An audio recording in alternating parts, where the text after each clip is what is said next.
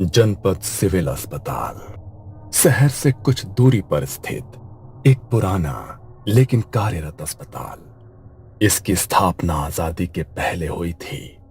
अस्पताल की इमारतें पीली दीवारों और टूटे फूटे छज्जों से ढकी थी। वहीं अस्पताल के पिछले हिस्से में था शवगृह, एक अलग थलग कमरा जहां केवल जरूरत पड़ने पर ही कोई जाता था। इसकी 4 खिड़कियां थी, 3 नॉर्मल और एक हमेशा बंद रहने वाली चौथी खिड़की। डॉक्टर प्राची की उस अस्पताल में नई नई पोस्टिंग हुई थी। उम्र लगभग 32 वर्ष। हाल ही में मेडिकल कॉलेज से फॉरेंसिक स्पेशलिस्ट के रूप में पोस्टिंग हुई थी। दृढ़ आत्मविश्वासी लेकिन पहली बार शवगृह में नियुक्ति से अंदर ही अंदर घबराई हुई थी। उसने अब तक सब कुछ किताबों में पढ़ा था, असली लाशों से कभी पाला नहीं पड़ा था। उसकी पहली मुलाकात हुई रघु से, जो पिछले 30 सालों से शवगृह का सहायक था। सफेद झकबाल, झुकी हुई कमर, लेकिन चेहरे पर हमेशा चेतावनी भरी गंभीरता। उसका शरीर कमजोर था, पर आंखों में अनुभव की गहराई थी। शवगृह में सब कुछ उसी की मर्जी से होता था। वहां एक और व्यक्ति था, अजय, वार्ड बॉय, लापरवाह लेकिन कामकाज में तेज। कभी कभी नियम तोड़ देता था, लेकिन नर्सों के बीच काफी लोकप्रिय था। उसका व्यवहार हल्का फुल्का था, लेकिन कई बार जरूरत से ज्यादा उत्साही हो जाता था।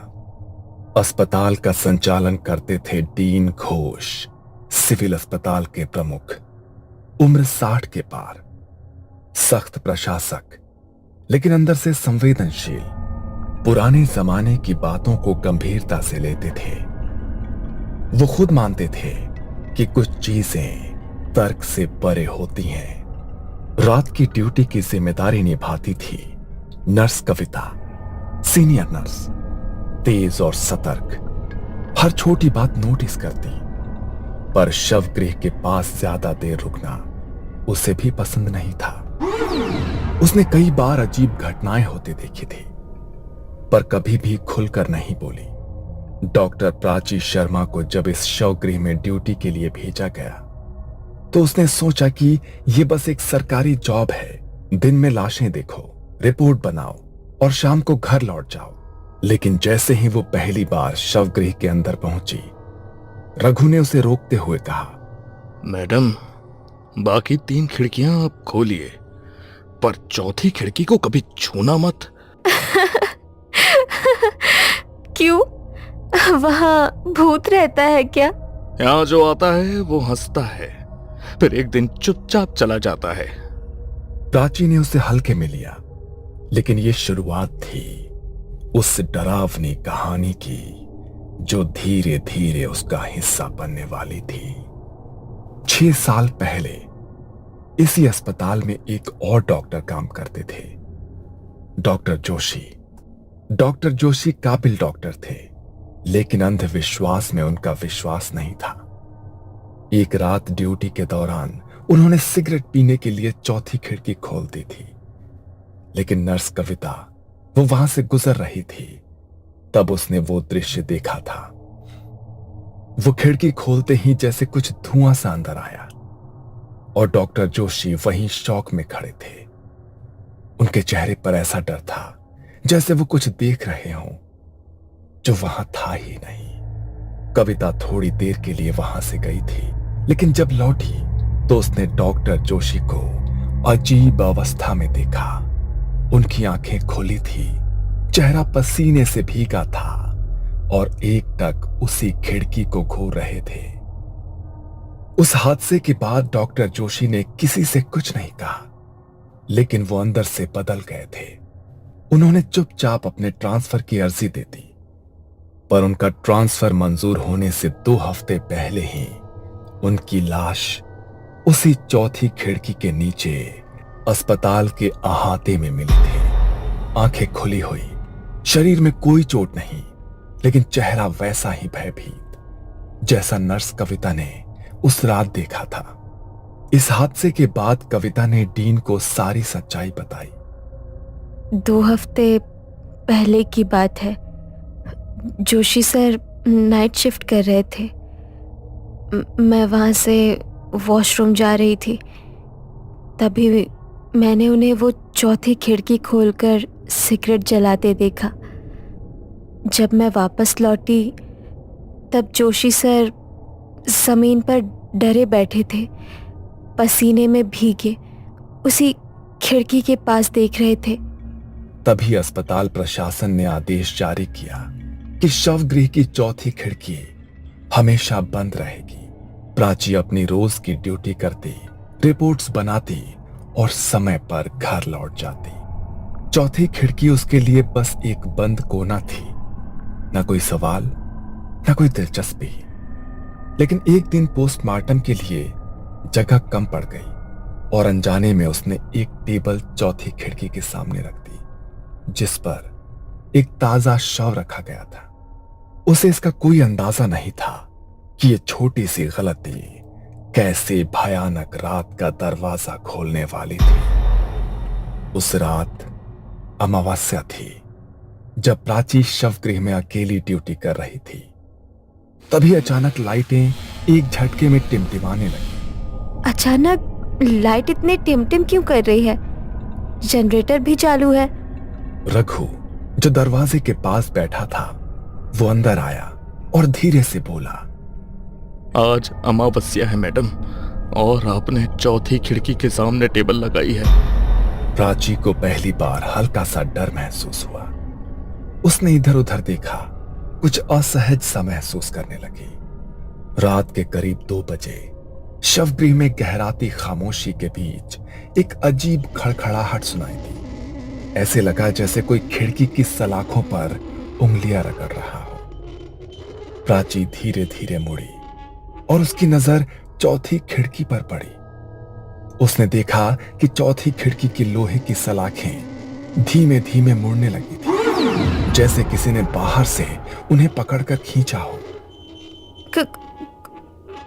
कौन कौन है वहां? उसने खिड़की के पार देखा, पर वहां कोई नहीं था, सिर्फ घनी धुंध और उसमें एक पीली धीमी सी रोशनी, जैसे किसी ने मोमबत्ती जलाई हो। उसका पसीना छूटने लगा था, लेकिन वो खड़ी रही, शांत, बिना हिले। तभी ठंडी हवा का झोंका अंदर आया और शव की चादर हवा में फड़फड़ाने लगी। उस रात प्राची को नींद नहीं आई। अगली सुबह तक उसकी आंखें खिड़की पर जमी थी। यह पहली बार था जब उसने ऐसा महसूस किया था, शायद यहां कुछ है जो हमें हर वक्त देख रहा है। अगले दिन प्राची के मन में सवालों की बाढ़ आ गई। उसने सबसे पहले रघु को पास बुलाया।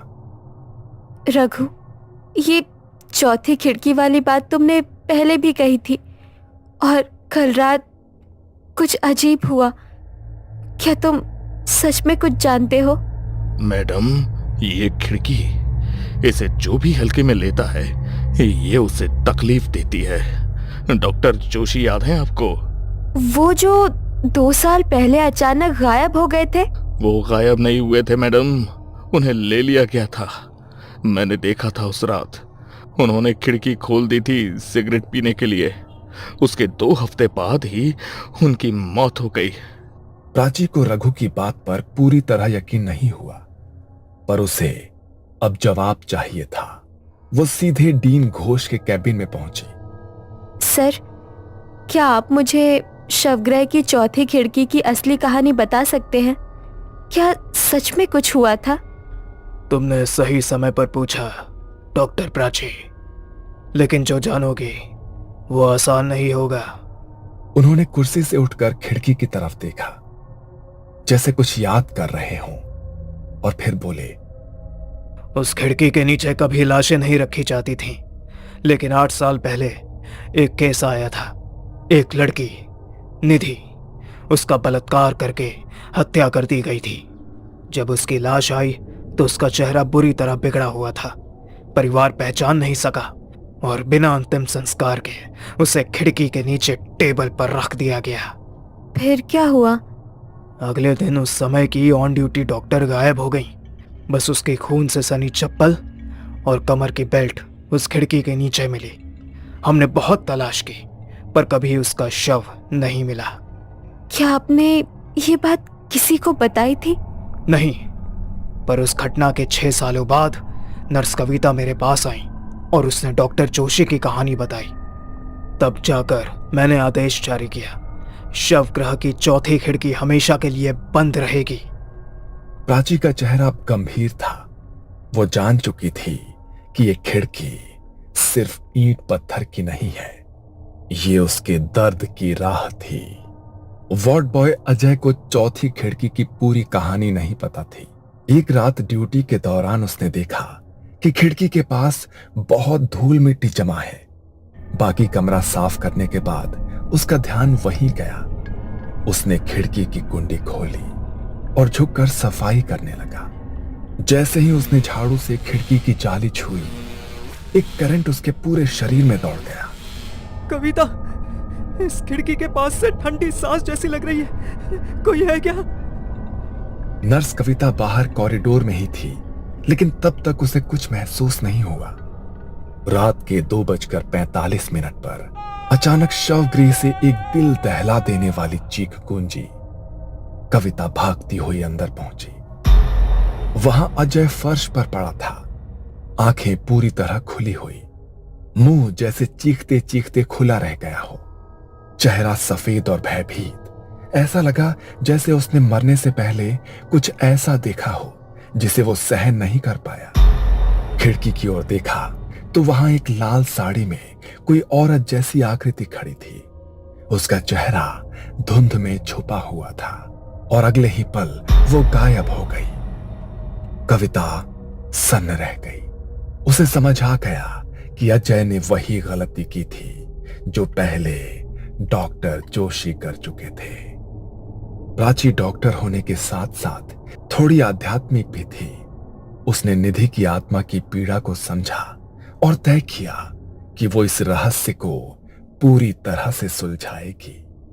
उसने किसी तरह डीन घोष को मनाया और अगले अमावस्या की रात एक अनुभवी तांत्रिक बाबा महेश्वर नाथ को बुलाया।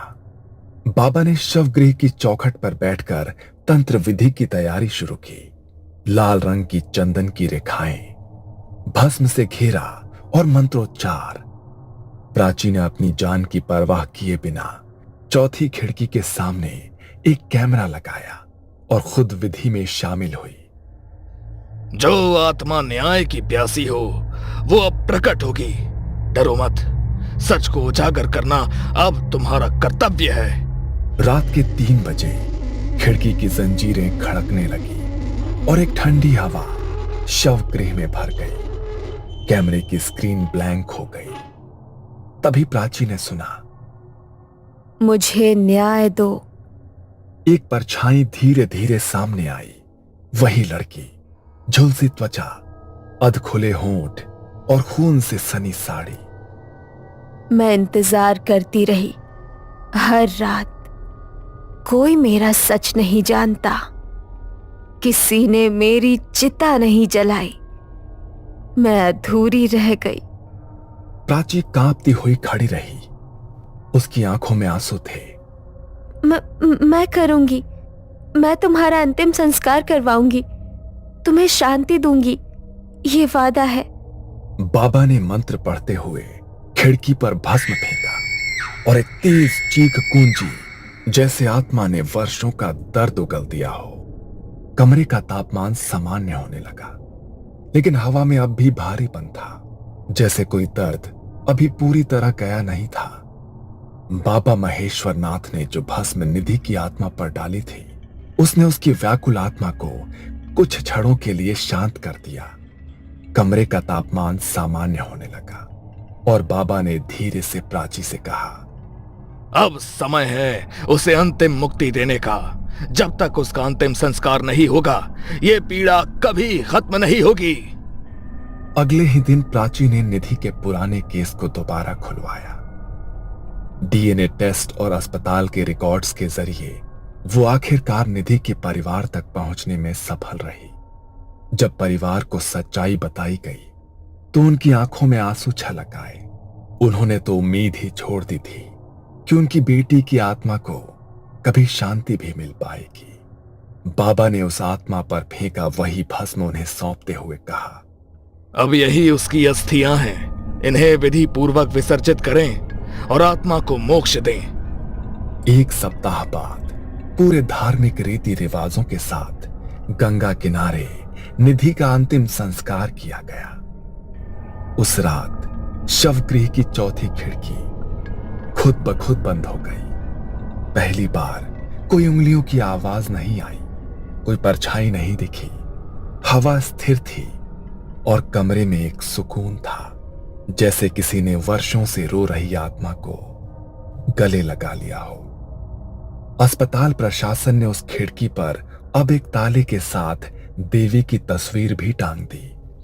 अब भी लोग कहते हैं कि कुछ आत्माएं तब तक भटकती हैं जब तक उन्हें न्याय न मिले, और चौथी खिड़की सिर्फ एक रास्ता नहीं थी, वो उसकी मौत की पुकार थी।